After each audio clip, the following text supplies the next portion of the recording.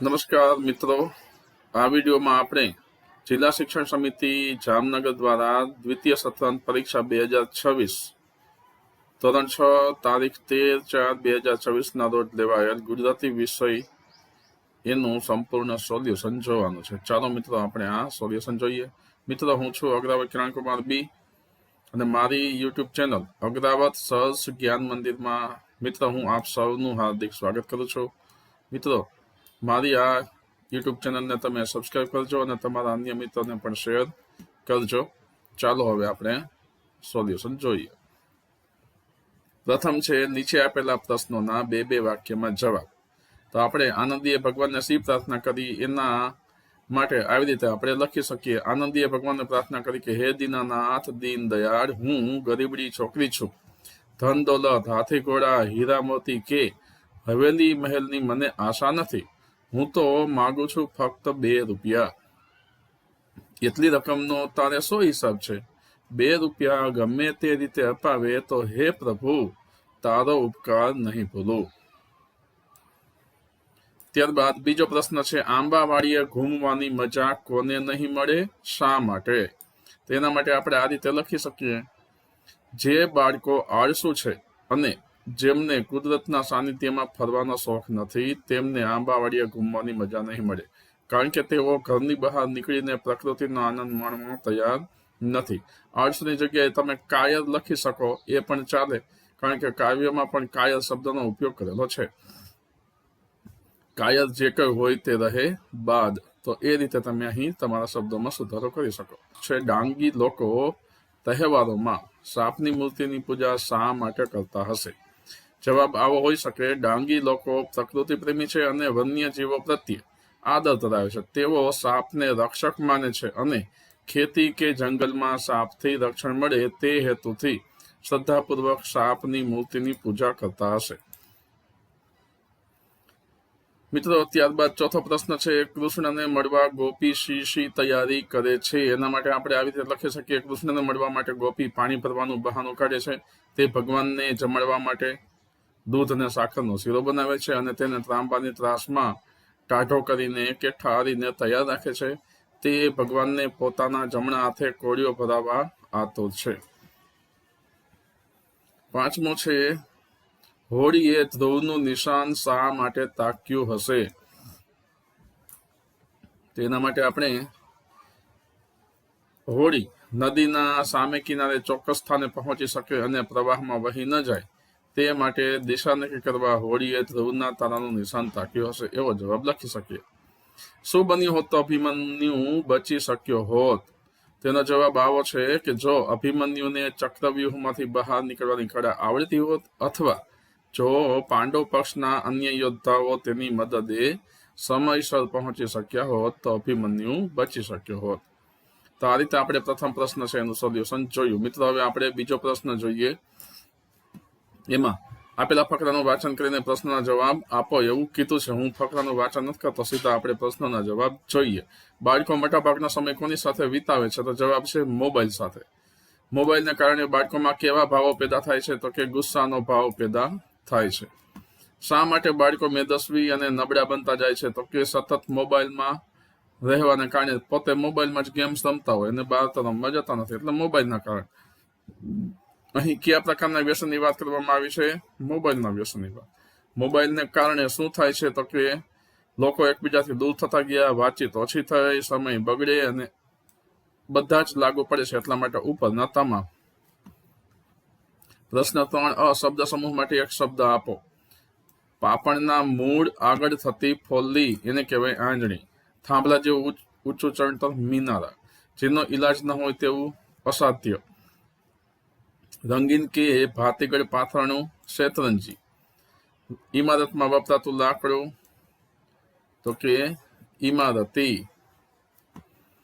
ત્યારબાદ લીટી દોરેલા શબ્દનો અર્થ સાચી રીતે કે ખોટી રીતે વપરાયો છે તે જણાવો। સાંજ પડતા જ મેહુલ બધાને રમવા માટે હાક પાડે છે। તો અહીં હાક શબ્દ છે એટલે બૂમ છે એવું પણ ચાલે, એટલે સાચી રીતે છે। સિદ્ધાર્થ ઘર છોડવું ચાલ્યો ગયો। અહીં છોડવું શબ્દ ખોટી રીતે વપરાયો છે। ઘર છોડીને ચાલ્યો ગયો એવું હોય તો સાચું થાય, તો અહીં ખોટી રીતે। ગીરનું રાન સિંહ માટે પ્રખ્યાત છે. રાન એટલે જંગલ પણ થાય, એટલે આ વાક્ય સાચી રીતે શબ્દ વપરાયો છે. લૂચો વરસાદ બરાબર નિશાળ જવાને ટાણે જ આવે છે. ટાણે એટલે સમયે, એવું પણ થાય, એટલા માટે સાચી રીતે ટાણે શબ્દ સાચી રીતે વપરાયો છે. આનંદીએ પોતાની ફી ભરતા પ્રવાસમાં જવાની મજૂરી મળી ગઈ. તો આ શબ્દ ખોટી રીતે વપરાયો છે, કારણ કે મજૂરી નહીં પરંતુ મંજૂરી હોવું જોઈએ. તો આ રીતે સાચી રીતે, બીજું ખોટી, ત્રીજું સાચું, ચોથું સાચી રીતે અને પાંચમું છે એ ખોટી રીતે વપરાયેલ છે. ત્યારબાદ પ્રશ્ન 4 હશે, આપેલ સંજ્ઞાઓને યોગ્ય રીતે વર્ગીકૃત કરવામાં. વ્યક્તિવાચક સંજ્ઞામાં આવશે મયંક અને વિજય. જાતિવાચક સંજ્ઞામાં ઝાડ અને ફળ આવશે. સમૂહવાચક સંજ્ઞામાં લશ્કર આવશે અને ટોળું આવશે. દ્રવ્યવાચકમાં તેલ અને ચા આવશે અને ભાવવાચકમાં ગુસ્સો અને પ્રેમ છે. ત્યારબાદ બ છે 4, ભૂલો શોધીને સાચું વાક્ય ફરીથી લખો. 4બ, મીનાક્ષી ઘણો હોશિયાર છે. તો અહીં ઘણોના બદલે ઘણી એવું આવવું જોઈએ. મીનાક્ષી ઘણી હોશિયાર છે. રાજેશ રમતા રમતા પડી ગઈ. તો એ વાક્યમાં તમે રાજેશ રમતા રમતા પડી ગયો એવું લખો તો પણ ચાલે, અને અહીં રાજેશની જગ્યાએ બીજો શબ્દ મૂકી દો કે ગીતા રમતા રમતા પડી ગઈ તો પણ ચાલે. સ્નેહા બોલતો થઈ ગયો, એના બદલે આપણે લખવું પડે સ્નેહા બોલતી થઈ ગઈ. રેહાન ઘરની દાખલ થઈ. સાચું વાક્ય બનશે રેહાન ઘરમાં દાખલ થયો. આનંદી પ્રવાસની જવા તૈયાર થયો. સાચું વાક્ય બનશે આનંદી પ્રવાસમાં જવા તૈયાર થઈ. ત્યારબાદ પ્રશ્ન 4 ક છે, વિશેષણ અથવા તો ક્રિયા વિશેષણનો ઉપયોગ કરીને વાક્ય બનાવો. અનેક, સુંદર, વારંવાર, રંગીન અને તરત. તો અનેક માટે છે આકાશમાં અનેક તારાઓ ઝગમગી રહ્યા છે. સુંદર માટે બગીચામાં સુંદર ગુલાબ ખીલ્યા છે. વારંવાર માટે આપણે પરીક્ષામાં સફળ થવા માટે વારંવાર મહાવરો કરવો જોઈએ. રંગીન માટે મેળામાં બાળકો રંગીન ફુગાવો જોઈને ખુશ થઈ ગયા.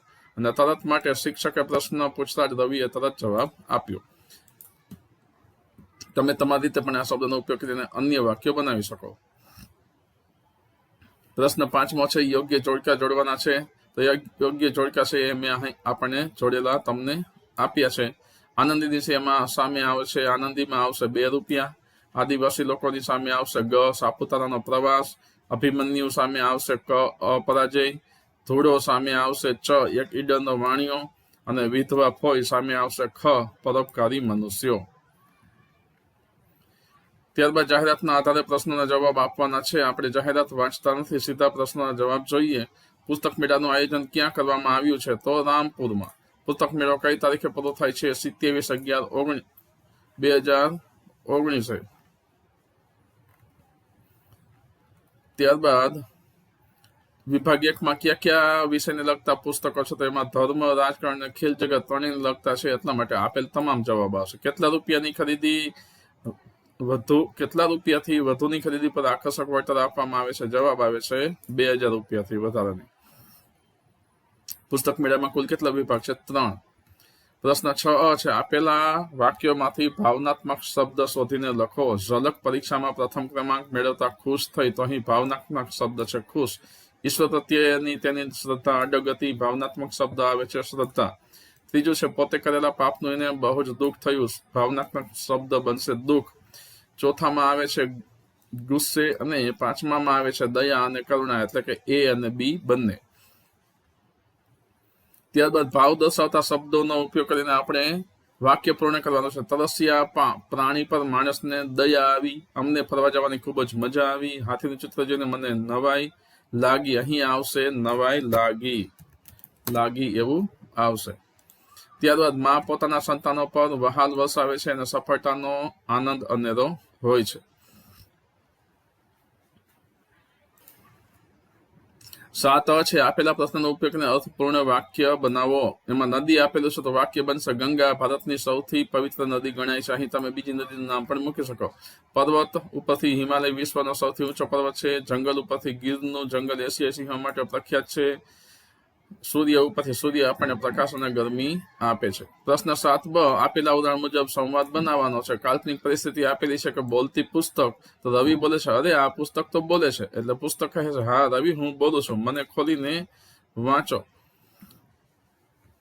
એ જ રીતે આપણે બોલતું ઢોલક, બોલતું વૃક્ષ, ઉડતી સાયકલ વિશે લખવાનું છે. અહીં વિદ્યાર્થીઓ પોતાની જાતે પણ ગમે તે રીતે સંવાદ બનાવી શકે, પરંતુ અહીં એક બનાવવાનો પ્રયત્ન કરેલો છે. રવિ બોલે છે, અરે આ ઢોલકમાંથી તો અવાજ આવે છે, જાણે તે કંઈક કહેતો હોય એટલે ઢોલક બોલે છે, હા રવિ,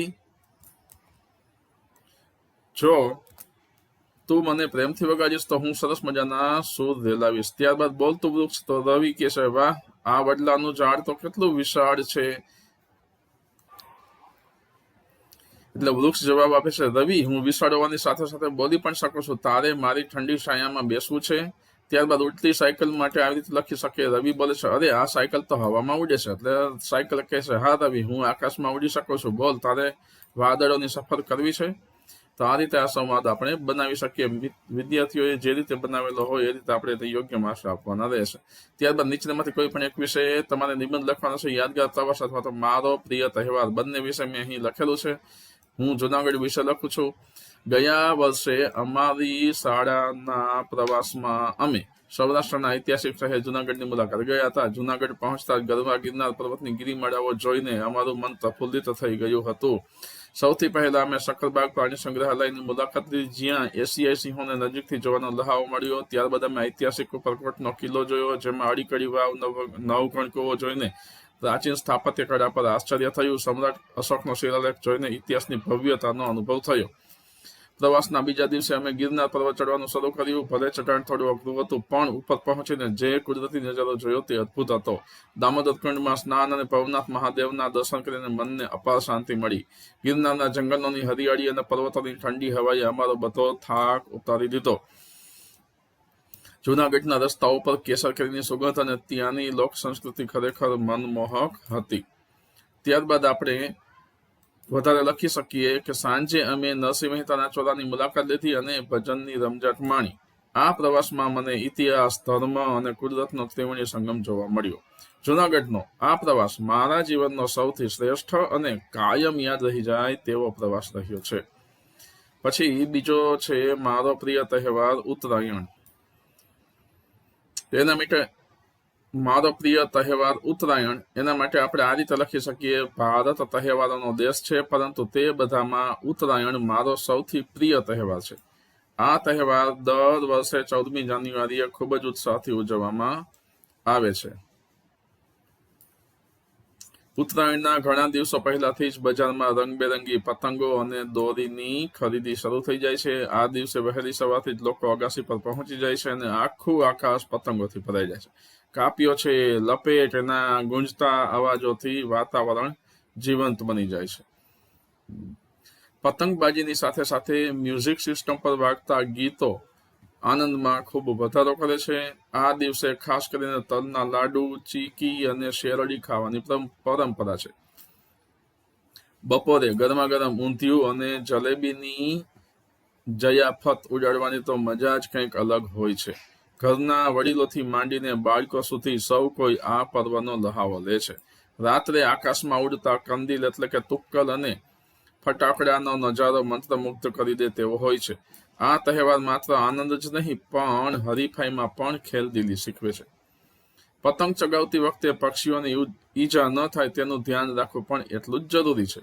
હળી મળીને ઉજવાતો આ પતંગોત્સવ મને હંમેશા ઊંચા લક્ષ્યો રાખવાની પ્રેરણા આપે છે. તો મિત્રો, આ રીતે આપણે આ સમગ્ર પેપરનું સોલ્યુશન છે જોયું છે. મિત્રો, આ વિડીયો તમને પસંદ આવ્યો હોય તો મારી યુટ્યુબ ચેનલ અગ્રાવત સરસ જ્ઞાન મંદિર એને સબસ્ક્રાઇબ કરજો અને તમારા અન્ય મિત્રોને પણ શેર કરજો. ધન્યવાદ.